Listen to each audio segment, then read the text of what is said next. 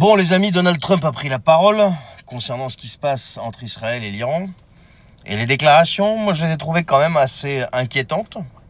Alors tout d'abord il dit Netanyahou fait du bon travail, je lui ai dit de continuer.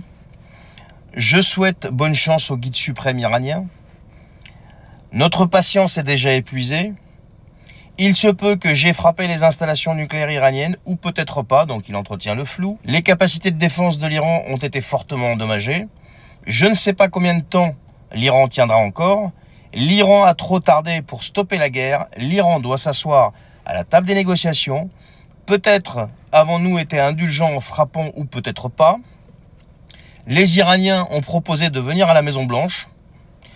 Quelque chose de gros se prépare dans les prochains jours. L'Iran a repris contact avec nous. Ils auraient dû négocier depuis longtemps. Et aujourd'hui, il y a eu une petite nouveauté qui est arrivée. Et quelque chose de nouveau aujourd'hui, la Russie a mis en garde les États-Unis au cas où ils apporteraient une aide militaire directe à Israël. Mais bon, ça, je pense que c'est une histoire de sauver la face. Parce que, étant donné qu'il y a toute une flotte là qui est déjà quasiment sur place, sans parler des avions, sans parler des avions les ravitailleurs là, sans parler des B-2 Spirit, sans parler des bombardiers, etc.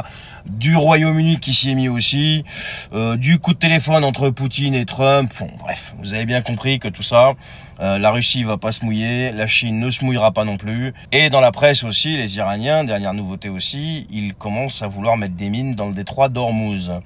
Donc autant vous dire que ça va être une belle béchamel tout ça. On ne sait pas comment ça va sortir.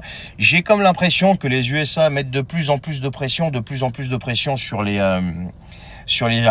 Iraniens pour éviter justement de s'embourber dedans. Mais étant donné les réponses du guide suprême iranien, donc Ali Khamenei aujourd'hui, je pense que les pressions américaines, il a l'air de s'en foutre, mais alors royalement. Et au contraire, il a dit que ceux qui mettent la pression, qui menacent le peuple iranien, c'est qu'ils connaissent pas l'histoire. Donc il a sorti des trucs comme ça. On va pas se laisser faire, on va se venger. Si les Américains s'en mêlent, on va les frapper d'une manière qu'ils s'en souviendront. Vous savez, des choses comme ça. On est dans une bataille verbale de part et d'autre, mais il n'y a pas qu'une bataille verbale parce que ça va beaucoup plus loin que ça. En attendant, sur le terrain, mais c'est une catastrophe de part et d'autre aussi. Aussi bien côté israélien que côté iranien. Vous avez aussi, tiens, l'Iran qui dit pour la première fois qu'il domine le ciel israélien. On a l'impression qu'à chaque fois que les Israéliens envoient un truc, t'as les Iraniens qui répliquent. Je dirais que le combat ne se fait pas qu'uniquement sur le terrain, il se fait aussi dans les médias et dans la tentative d'influencer l'opinion de part et d'autre. Voilà. Allez, je vous tiens au courant pour la suite. Restez connectés, je vous dis à la prochaine.